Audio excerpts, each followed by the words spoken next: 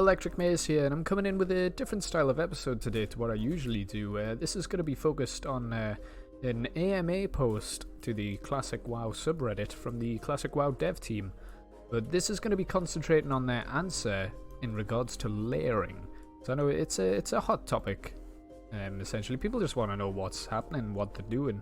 So let's just dive into it here. There's not going to be any fancy visuals to this, so you can't just leave it on in the background. It's mainly going to be me just talking, reading out the answer and giving my opinions on certain points. But yeah, so let's start out. Verti comes in with the question. He starts off, "Hello. I think there is generally some misunderstanding within the community in how and why the layering technique works in WoW Classic. It seems to me the general consensus is that because of layering, servers will take in a massive amount of players, which puts doubts in players' minds that the very populated servers will be able to handle Phase 2 without it. My understanding is that layering is mainly a tool to alleviate player experience in overcrowded zones, not to fill up servers infinitely to avoid queues. Could you reiterate and clarify this and your current intentions and plans with layering, server caps and handling population at launch, and in the future, now that you've had the chance to study and tweak it during the stress test?"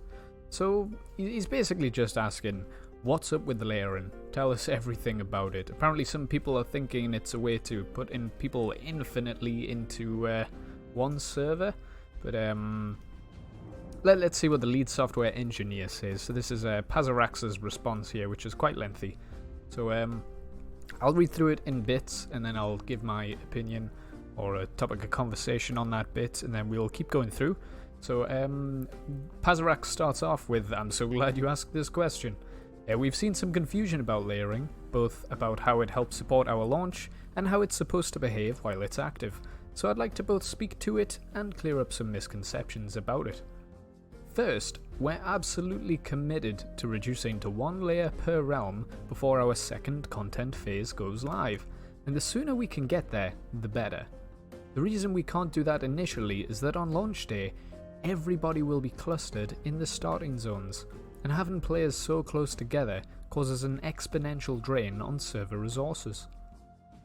In fact, the same number of players cause more server problems crammed into Northshire than they do spread across all of Elwyn Forest.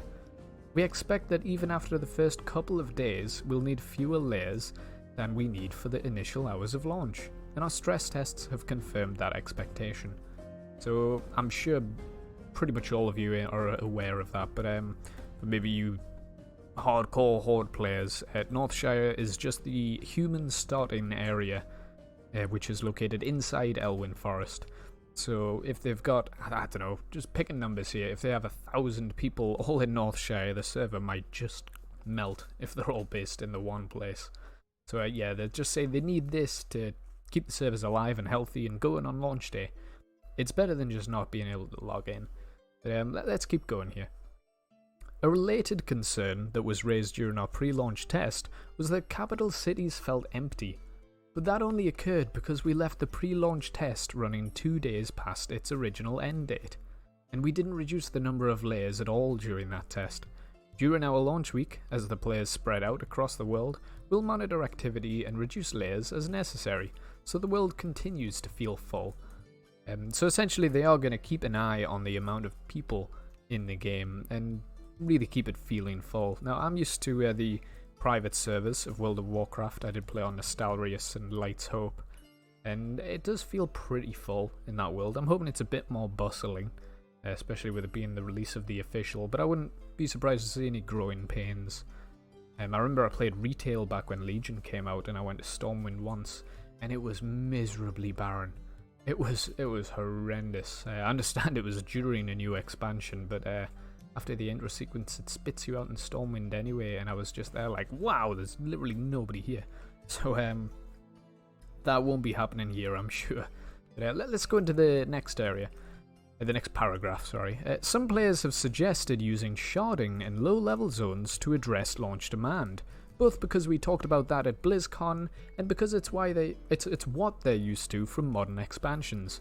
Unfortunately, while modern WoW is content designed to work with sharding, WoW Classic does not. The most obvious example of incompatible content is Rexar's famously long path, sorry. But there are lots of other examples throughout WoW Classic.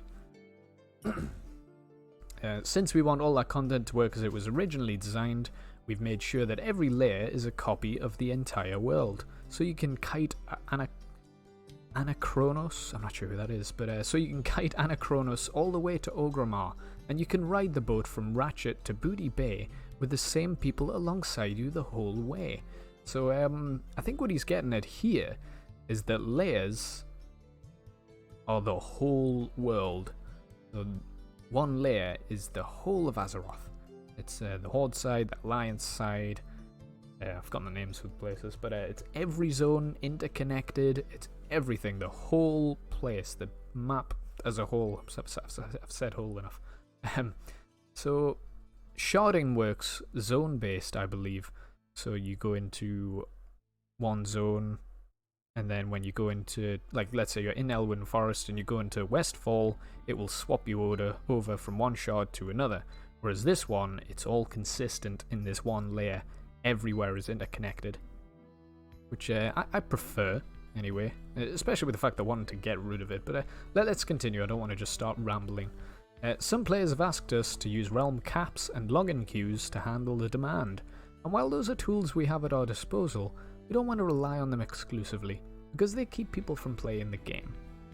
And yeah, it would suck if you were just given, alright, we've gotten rid of layering, but you're going to have to wait 5 hours to play the game, because we got rid of layering. It's not a good way to handle launch, I would say, so I do agree with them in this stance.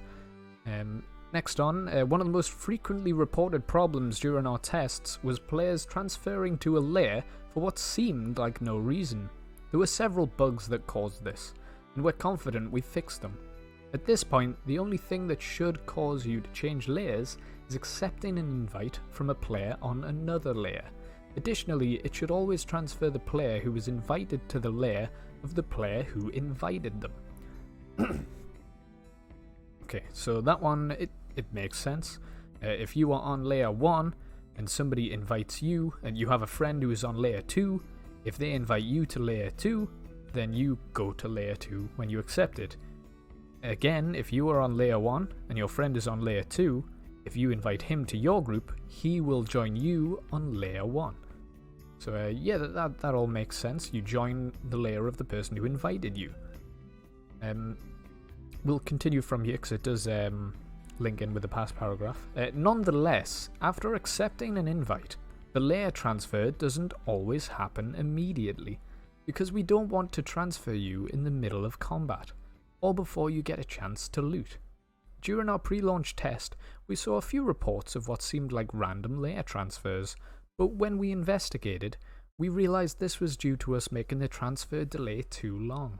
The delay was so long that players could unintentionally chain one delay into another by starting combat immediately after looting. Because of those reports, we fixed the transfer delay to give you enough time to loot without being so long that you're left wondering why you can't join your friend. We'll keep an eye on that, and we may decide to reduce it further. I mean, that sounds like they've put in a little bit of a fix, but it's gonna keep happening. It sounds like it will be a problem in the future, but it's teeth and pains, and to keep with the metaphor, it's teeth and pains that will be removed completely, because obviously with layers wanting to be removed completely at some point down the line, that will just happen anyway. So it's something we're just going to have to live with for a little bit. It's not going to be perfect, it's going to be a bit uncomfortable, but it will go, and it probably means you can get into the game quicker, but we'll see when it comes out. So let's see, the next paragraph, it goes into a topic I want to talk about. We've also seen reports of people transferring suddenly at the entrances to capital cities, which was related to the transfer delays. If you're waiting to transfer to your friend's lair and you enter a capital city, we ignore the delay and transfer you immediately. The long delays were making it more likely that you'd enter a capital with a transfer pending, and now that we've reduced the transfer delay, it will be a bit more clear that your transfer was the result of accepting a group invitation. But yeah, that would seem a bit jarring if you're going towards Stormwind and then everybody around you changes from well, what they were to other people, and a completely different world, essentially. So yeah, that might be a bit jarring, and I'm sure it's not going to be cool, but it was actually the next paragraph I wanted to talk about. Regarding PvP, we saw many posts from players wondering if getting invited to a party is a good way to escape from PvP combat. I'm pleased to say that there's actually a separate, longer transfer delay following any PvP combat. We know a lot of world PvP enthusiasts are excited for WoW Classic, and we don't want the additional layers to feel like they're robbing you of your kills. When the time comes to withdraw from the fight, you'll have to escape from your enemies and get to a safe place before you're able to join your friends on another layer. So this is basically saying that PvP will be okay. It's you can't just like get attacked by a rogue in Stranglethorn, Vietnam, and just accept an invite quickly. Just from somebody in your guild just to escape that. You will be killed. It's if you get caught, you know. So that's good news. It also means you can't just run away from the fight far enough. Like if you have a blink ability for the mage, you can't just blink out of range and then accept and be teleported. So it sounds like they have thought of it, and the world PvP will still be fine. And especially early on, it shouldn't be too big of a problem. And for the next bit, there's something interesting as well. Oh, wait, well, on the subject of PvP, I did watch a Soda Poppin clip, actually, which I wanted to mention. One of my friends sent it to me, where I think he was dead, and he got invited to a new lair, and it just sent him across to it instantly, because obviously he wasn't in combat, and he wasn't looting or anything, he was dead. So you might not be able to body camp, or res camp, I can't remember what it's called. So they might just disappear. If you keep killing somebody, you might have the chance to just get away from it, which is not that bad. I mean, stop camming someone, dude. What did he do? Is he a gnome? I don't get it, man. Just leave him alone. But yeah, it doesn't seem too bad, but it's not within Classic, and I am looking forward to that being removed. But it's not the worst thing to lose at this point. You can't just run away from an active battle, as it is. For the next paragraph, we'll just finish off this section. I'd also like to clarify how multiple layers work with logout. Early in our stress testing, players reported that logging out and back in would let you hop to a new layer to farm the same mineral or herb node on different layers. That was a bug, and we've fixed it. Your layer assignment now persists for a few minutes between logouts, long enough that by the time the game would choose a new layer for you, that node would have respawned on its own anyway. Hope that all makes things a bit more clear. Now that last sentence, that's all fine and well for copper, you know, for Peace Bloom or for Silverleaf, as that is not cool for Black Lotus. That's Black Lotus, for those of you who don't know, is a very high herbalism. Herb, I guess, that you have to pick with a very high, I think it's rank 300 or 275 or something in herbalism. It's one of the end game resources, essentially. And that respawns once every hour. So, judging from this paragraph here, this sentence here, for a few minutes between logouts, so just a few minutes, if it takes an hour for that to come back, you could have somebody who could wait 10 minutes and log into a new layer, pick up the Black Lotus in the area, log out, wait 10 minutes, come back in. Oh yeah, there's more Black Lotus because this place hasn't been cleared. So I'm sure there are people with that idea in mind who are planning on power leveling through, getting that Black Lotus and just stocking up as much as they can, which, it's an MMO, somebody's going to do it. And yeah, they'll be running to the bank laughing, or to the auction house, I guess, more applicably. But that could be an issue, and depending on when they're hoping on adding Phase 2, that could be a longer issue than people expect. Phase 2 could be a few months away, so most people will be 60 by then. Maybe not most, but a lot of people, like within a week, maybe 1% of the servers will be level 60, But within a couple of months, I would hazard a guess that maybe 30% of people would be at 60 by then. Depending on how casually you play, obviously. But that's the main chunk of that answer there. Somebody else comes in here, the regarding PvP section. He said, so this is what I was worried about doing unknowingly. I was playing out a scenario in my head where I'm strolling through STV, Stranglethorn Vietnam, skinning some cats and stuff, and I get ganked. I call up the boys to come defend my honor, and when I invite them to a group, I would get phased out of my lair. My intentions are to group up and fight back against the opposing alliance. Oh, he's Horde, is he? All I need to do is be the party leader and invite my friends, not accept invites from them. Just want to clarify, if a friend invites me to a group but I am the one asking for help, he will be unable to join in on the PvP because he invited me to his lair. Yes, that's correct, he says. So it is like they say, the inviter, or yeah, the person who invites others drags them to their lair. So if you're getting bullied by Alliance or a Horde in STV, like this guy says, then you can invite your guildies in the area to your lair. Obviously they will get your location and they will be in the same zone, so you can fight back if necessary. Or you could ask for an invite for somebody on a different lair and just cheese it. If you're dead, you could escape from the fight that way. But then we don't know how long it would take. You could invite your friend who's in combat of his own, and he might not be ready for another 2 minutes, so you might have to wait around. But we'll have to see how it works with death, because we don't fully know yet. But that's the most information we've got. That's all I wanted to talk about really for this video, because it was quite a lengthy subject, and it's one that I think people are most interested in because it's different to how Classic worked. They did touch on a few other things in this AMA.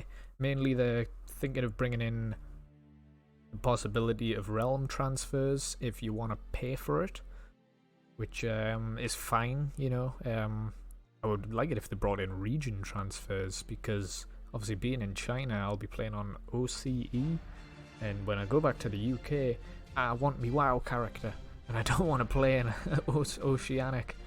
So we'll see how that goes. See if I can manage to persuade anybody from Blaze with an email or something when the time comes. But another thing, a point of discussion. Apparently they're making it so only one skeleton can be active at a time for a dead body. And I don't know about you guys, but I used to like it when you'd walk around somewhere and instead of going, there's 3 skeletons on the floor there, you'd walk past a corner and you'd be like, Jesus Christ, there's like 50 skeletons on the floor there, what has happened? That was part of the fun, because that told you, get out. Something's going down, or something went down. There's bad juju in this area and you need to leave. There's mainly Red Ridge Mountains for me on the private servers. But yeah, it's a bit of a shame if they do leave it in with one skeleton. I think if we're squeaky enough about it and moan enough about it, they will change it back to the way it was. Another thing, they mentioned what's happening for the future, and they essentially said it would be easy to add the Burning Crusade, but they're essentially going to listen to the community to ask what we want. So again, squeaky wheel gets the oil. If you really want to see something, ask for it, you know? That's what it's all about. So I hope you guys enjoyed the video. It's a new one for me. I will leave a link to the AMA so you can check it out for yourself. They did cover other topics. It is a nice, interesting read, and I hope this helped answer a few of your queries regarding the layering, and I hope you enjoyed.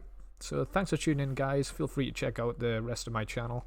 There will be probably more World of Warcraft content coming. I'm not going to do any leveling guides or a leveling video or let's play, but I will try and capture videos of certain interesting things if I'm playing through dungeons, if I do any raids, etc, etc. If any cool world events going on where I'm just we're getting raided in the world by a horde, friggin' blah blah blah. So yeah, thanks for tuning in, guys. I appreciate it, and I hope to see you next time. Bye bye.